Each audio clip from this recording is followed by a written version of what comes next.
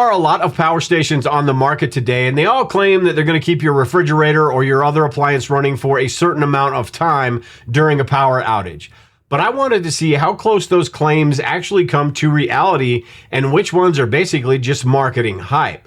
Today, we're going to find out which one keeps your refrigerator running the longest, how much energy each one of these actually delivers, and which one gives you the most refrigerator runtime for its battery capacity.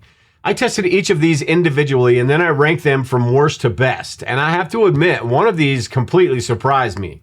Every unit was tested exactly the same, and none of this is sponsored. I don't owe anything to anybody. I just wanted to see how all of these stack up.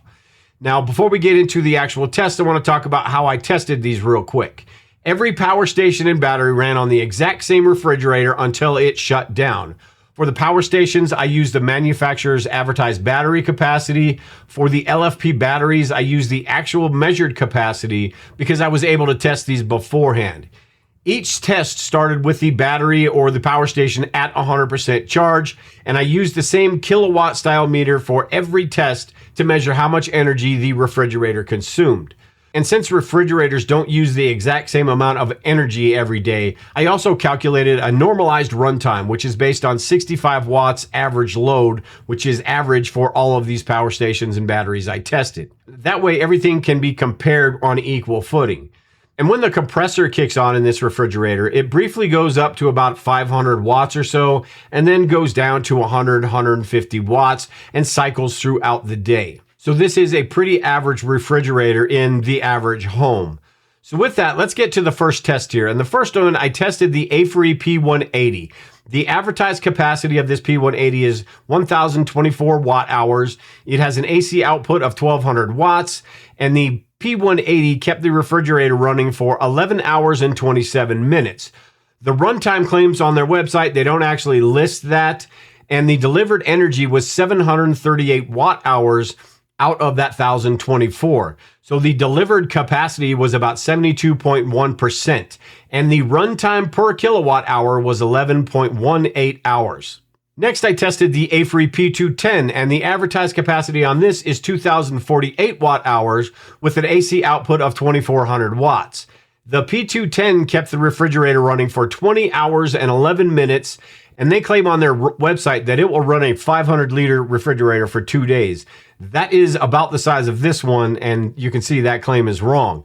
The delivered energy was 1,201 watt hours, so that made the delivered capacity 58.6%, and the runtime per kilowatt hour was 9.85 hours per kilowatt. Then we move on to the UD Power S2400. The advertised capacity of this is the same as the A-Free at 2,048 watt hours. The AC output is also the same at 2,400 watts. And the UD Power kept the refrigerator running for 19 hours and 11 minutes. And on their website, they claim that it will run a refrigerator for 4 days. And that's a 500 watt hour refrigerator. I don't know that they make a full-size refrigerator that runs on 500 watts, but nonetheless, this claim was overstated. The delivered energy of this power station was 1,420 watt hours, making the delivered capacity 69.3%. The runtime per kilowatt hour was 9.37.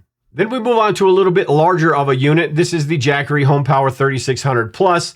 The advertised capacity of this is 3,584 watt hours, and the AC output is a whopping 3,600 watts.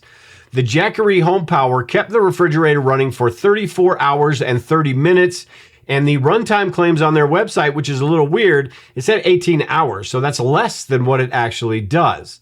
The delivered energy was 2,397 watt hours, making the delivered capacity 66.9%. The runtime per kilowatt hour was 9.63. And sort of in the same class, you've got the Anker Solix F3800, and the advertised capacity of this is 3,840 watt hours with an AC output of a massive 6,000 watts. The Anker Solix kept the refrigerator running for 31 hours and 6 minutes. Now, the runtime claims they don't state anything on their website, and the delivered energy was 1,986 watt hours, making the delivered capacity 51.7%. And there is a reason why this one did so bad we'll go into in a bit. The runtime per kilowatt hour was 8.10. And then we have the largest of the power stations, and this is the EcoFlow Delta Pro 3. The advertised capacity of this is 4,096 watt hours with an AC output of 4,000 watts. The Delta Pro 3 kept the refrigerator running for 37 hours and 53 minutes, and on their website, they claim that it will run a refrigerator for 3 days. As you can see, it's lower than that. The delivered energy was 2,497 watt hours, making the delivered capacity 61%. The runtime per kilowatt hour was 9.25. And along with all of these power stations, I wanted to answer another question as well that a lot of people have, and it's that is a LiFePO4 battery better than a power station? So I tested a 100 amp hour Power Queen battery, and this is actually 103 amp hours with a Renogy 1000 watt inverter. And the measured capacity of this battery is 1,331 watt hours, and the AC output is 1,000 watts. The Power Queen and the Renogy inverter kept this refrigerator running for 14 hours and 57 minutes, making the delivered energy 1,050 watt hours and the delivered capacity 78.9%, which is much higher than the power stations. The runtime per kilowatt hour was 11.23. I also have my DIY battery bank. It's got a LiFePO₄'s 280 amp hour battery in there, and I use the Renogy inverter with this as well. Now, this battery is more than 280 amp hours. I've tested this, and it's more like 304 amp hours. So the measured capacity of this is 3,955 watt hours, and the AC output is that 1,000 watts from that Renogy. My DIY battery box with this 1,000 watt inverter ran this refrigerator for 50 hours and 51 minutes. The delivered energy was 3,263 watt hours, and the delivered capacity was 82.5%, much higher than any power station. The runtime per kilowatt hour was 12.86. All right, so now let's take a look at the test results. And you can tell from this chart right here, this tells you which one ran the longest, right? Not surprising, the bigger ones win. My DIY battery box did the best, and then the EcoFlow, the Jackery, the Anker Solix, and so on. And you can see why I did the normalized runtime here, because the average load went from the UD Power used 74 watts to the AFRY used 59 watts. So I wanted to get a solid example that would work all the way across, so I just averaged everything out, and that's what I got for the normalized runtime right there. And this explains quite a bit, but it doesn't explain the runtime per kilowatt hour. If all you want is something that you can plug in and you can run that refrigerator for 50 hours or so, run it the longest, you don't care about how much energy it wastes, the longest runtime is probably what you're looking at. If you do care about every watt hour and you want it to run as efficiently as possible, that's where you would want to look at the runtime per kilowatt hour. As you can see, the rankings are completely different. The longest runtime tells you which one of these units is going to last the longest and is the bigger unit out of all of them. The rankings completely change though when you're talking about runtime per kilowatt hours though, because this tells you which units made the best use of the battery that you had. And like I said, depending on what you're shopping for, both of these numbers matter. But something that you may have noticed is instead of the largest power station, the runtime by kilowatt hours sort of goes along with the size of the inverter in these power stations or these batteries. You can see on this chart, the DIY Power Queen had a runtime per kilowatt hour of 11.23. That's a 1,000 watt inverter. The other 1,000 watt inverter and the 1,200 watt inverter are all three up there as well. Then you get the AFRY and the P210 that with 2,400 watt inverters, and those are right there in the middle. Other than the anomaly being the UD power, which is a little bit less than the Jackery. And this is because the Jackery overperformed a little bit and this UD power underperformed a little bit. So those sort of flip-flopped. But these larger power stations with these larger inverters didn't do very well. You see this Anker Solix here with the 6,000 watt inverter. It got the lowest score because that 6,000 watt inverter is barely getting used for the 150 watts this refrigerator was using. And this is something I've talked about quite a bit. Use the smallest inverter possible when you're using your battery, but this also applies to power stations as well. And I'll talk a little bit more about this in a second, but maybe that huge power station isn't quite what you need if all you're running is small loads. Now to the age-old question of which is better, a power station or a LiFePO4 battery. And I knew that the LiFePO4 batteries were going to do a little bit better, but what shocked me is how much better they actually did than a power station. You can see on this chart right here, the Power Queen 100 amp hour, 103 amp hour compared to the A3 P180. These are the closest.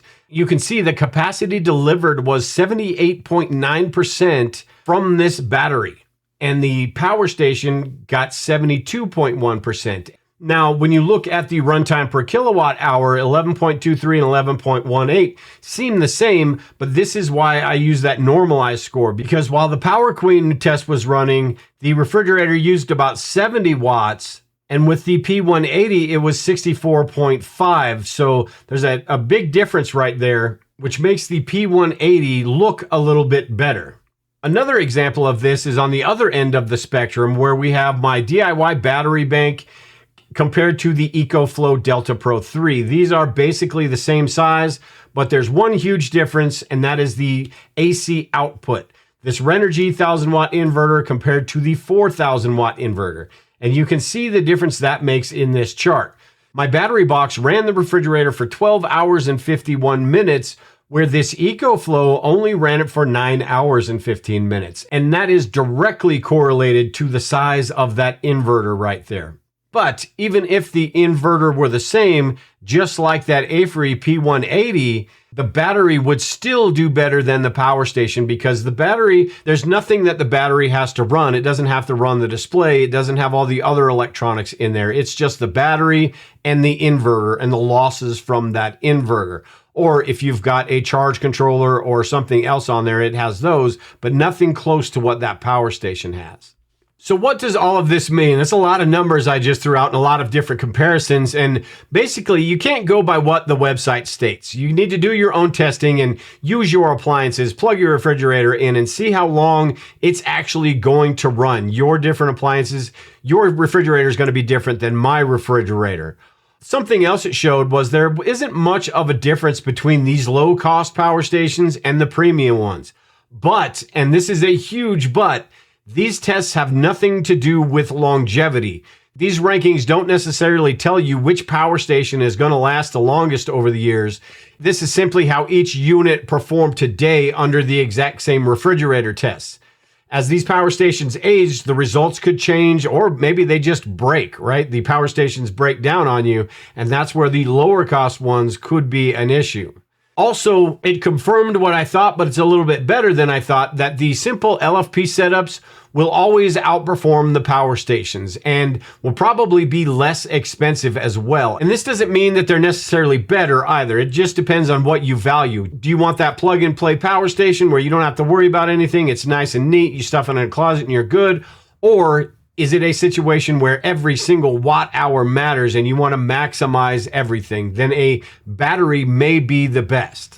And there is also a third option, and this is where we talked about the inverters. You try to size these units according to your needs, right? So if you need something that powers 6,000 watts, that Anker Solex may be good. But if you're only going to be using 2,000 watts, 1,000 watts, it's sort of overkill and you're wasting a lot of energy. A better way to do it may be to get two of these 2,000 watt hour power stations rather than one big, large 4,000 watt hour one. That way you're not wasting a lot of energy, and you can use that in two different spots at the same time. Or maybe even a better idea would be to get one of these 2,000 watt hour power stations or 3,000 watt hour like the Jackery, and also an LFP battery that you could plug that in with an inverter straight to your refrigerator, and you know that's going to last you 15, 16 hours, and you don't have to worry about it.